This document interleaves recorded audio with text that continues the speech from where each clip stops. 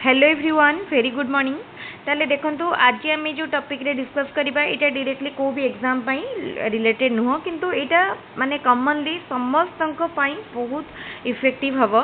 गोटे मोटिवेशन मिलिबो। देखंतु हमर जेमती एग्जाम होउची गोटे गोटे एग्जाम को हमको अपेक्षा करिया को फाइनल रिजल्ट को पर्यंत पहुंचिया पई वर्षे 2 वर्ष लागि जिवो। तो एमती आरआई एग्जाम आर वर्ष सेप्टेम्बर अक्टोबर बेलू एग्जाम होता किंतु देखंतु पुणी ए वर्ष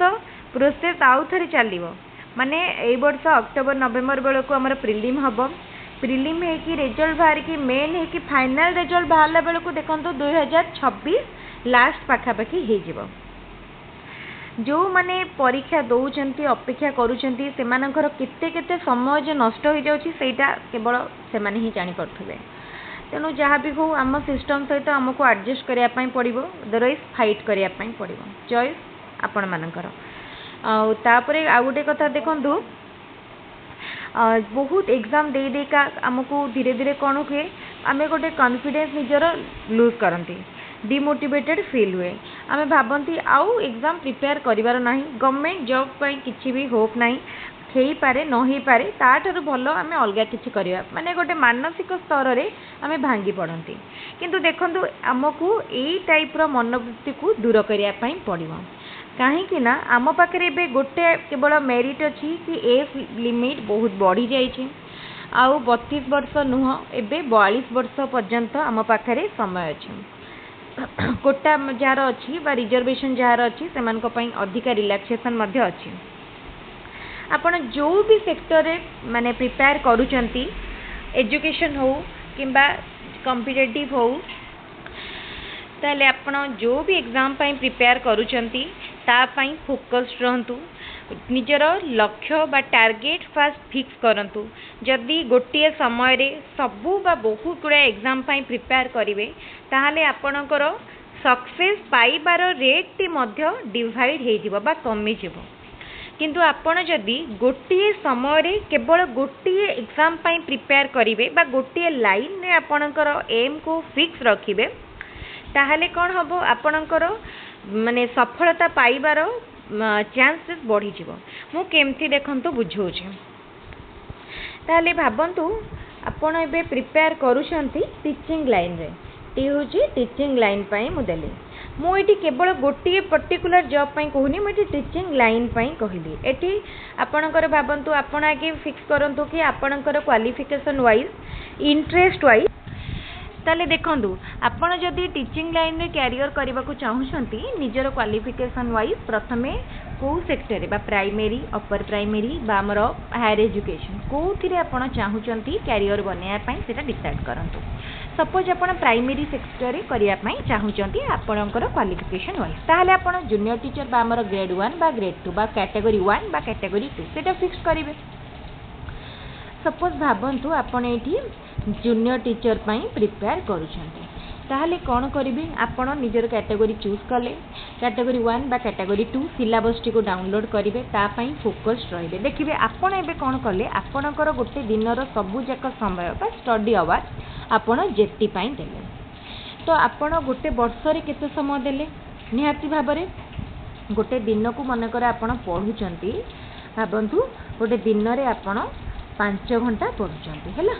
ताले गोटे मास रे आपण केते समय जेटी पाई देले गोटे दिन रे जदि 5 घंटा दउचंती गोटे मास को आपण गोटे अनुमान करंतु केते समय देले 30 हेले एटी आपण 150 घंटा देले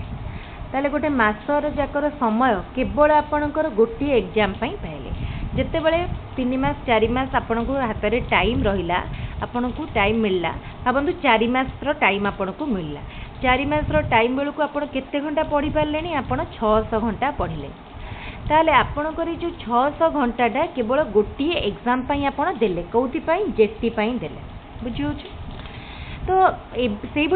से समय ए आपणकर आउ जने सांग कौन करूछंती एटा मु आपणक कथा कहली आपण निजर टार्गेट फिक्स कले जेटी जेटी पई आपण 600 घंटा समय टोटल इन्वेस्ट कले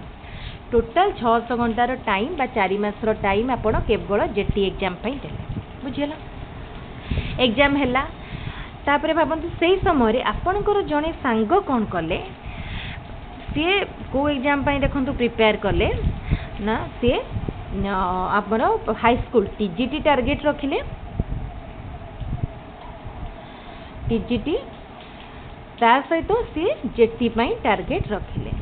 टीजीटी आउ जेटी बुझीगला। टीजीटी भितर पुणी आमर कौन कौन आसूची आमे रेगुलर हाई स्कूल टीचर बा आरएचटी एलटीआर आउ कौन आसूची आमर एसएसबी टीजीटी तो ये तीनिटा को पाई टार्गेट रखिकी प्रिपेयर कले आउ ता सहित जेटी पाई मध्य लागिले।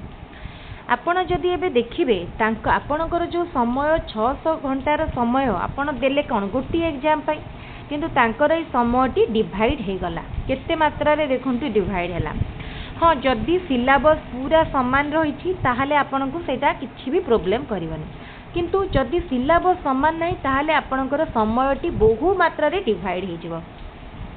जेटी पाई पढ़िले पुणी आरएचटी रो एवं एलटीआर रो प्रिलिम पाई पढ़िबे एवं एसएसबी टीजीटी रो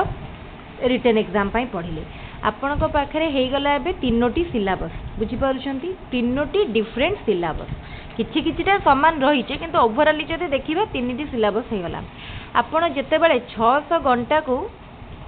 तीनोटी सब्जेक्ट माने तीनोटी एग्जाम भितर डिवाइड कले प्रत्येक को मिलिला 200 घंटा बुझी पारुछंती सेठी आपण माने एटा आपणको सांगर कथा म कहूछु आपणको सांग सेठी जेटी पाई केते घंटा समय देले 200 घंटा समय देले किंतु आपण सेठी जेटी पाई केते घंटा समय देथिले 600 घंटा समय देथिले।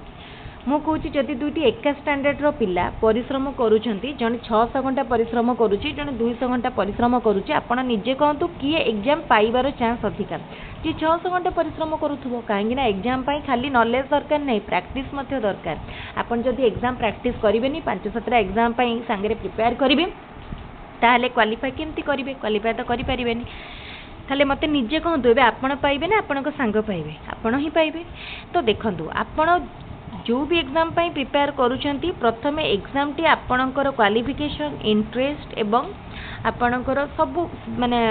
इच्छा सब को मैच करूथवा दरकार। एग्जाम फिक्स हो गला तापरे ता पाई लागिबे आपण चेष्टा करिवे सब जक समय ताकू ही दबा पाई जदि आपण गोटे माने डाइवर्सिफाइड है कि पढ़िबे ताहले एग्जाम चांस क्वालिफाई करिवार चांस बहुत कमी जीवन आ आपण सब बेले फोकस दे कि रहंतु निजर एम पाई सब बेले ए जो फोकस वर्डटा बहुत मन रखि दिबे चेष्टा करिवे सिलेबस सहित एग्जाम सहित पूरा फोकस दे कि रहिया पाई काहे ना हमरो टाइम माने हाथ में बहुत कम रोचे आमर एजुकेशन सिस्टम रे सब बेले बाहरुनी रिक्रुटमेंट जिते बेले बाहरुचे से टाइमटा बहुत इंपोर्टेंट तेणु ताकू प्रॉपर्ली यूटिलाइज करने को आदौ भी भूलेनि डिमोटिवेटेड केबे हेबेनी काहे ना अपॉर्चुनिटी आम पाखे सब बेले आसो हुए तो आज आमे ये जो टाइम टा पाई सेतिकी टाइम न पाई पारंती आमे खाली गोटे बिजी लाइफ भितर प्रिपेयर करिया को पड़िबारे किंतु आम पाखे केबे डिमोटिवेटेड हेबेनी जदि गवर्नमेंट आपण परिश्रम करेंगे एफर्ट देवे 3 वर्ष 4 वर्ष लगे ना तेल आप निश्चित भाव में अन्य कौन सेक्टर जॉइन करें जदि नॉलेज थी आप प्रिपेयर करेंगे निजको अपग्रेड करेंगे अप टू डेट थे तेल निश्चित आपन को माने भल जॉब मिल जाव कौन सी डर ना सब बेले पढ़ा समय 3टा जिनस को मन रखिए निजर एम कौन से जानवे निजको कौन दरकार से बुझे ता सहित निजे जोटा इच्छा करुँच आपण को कौन कौन सब एफर्ट दबाक पड़ो सेटा भूलें आद भी खाली लक्ष्य रखिले हेनी एफर्ट दबाक पड़ो तेणु ता प्रति अधिक गुरुत्व देवे। ताल देखो आज मोटिवेशनल वीडियोटी जदि आपन को भल लगुव ताले निश्चित भाव में वीडियोटी को लाइक करेंगे आम चैनल जदि नुआ थे चैनल को सब्सक्राइब करेंगे ता सहित मु आउ गोटे जिनस ये सेयार करने को चाहूँगी आमर गोटे नुआ चैनल ये लिंक देदेवी किसी दिन भितर से आमर गोटे बिजी लाइफ रे केमती पढ़ाई टाइम बाहर करा जाउची माने लाइव ब्लॉग जोटा को कह तार लिंक मु मध्य शेयर करी ताकू मध्य आपण सब्सक्राइब करि परिबे सेथिरु आपण को किछिटा क्लू बा टिप्स मिलिबो केमती जने हाउसवाइफ हे कि गोटे छोट छुआ सहित घरर सब काम सहित पढ़ा मैनेज करा जाउची। ताले ठीक अछि मु भाबुची वीडियोटी भल लागुथबो वीडियोटी को लाइक करिवे चैनल को सब्सक्राइब करिवे। Thank you.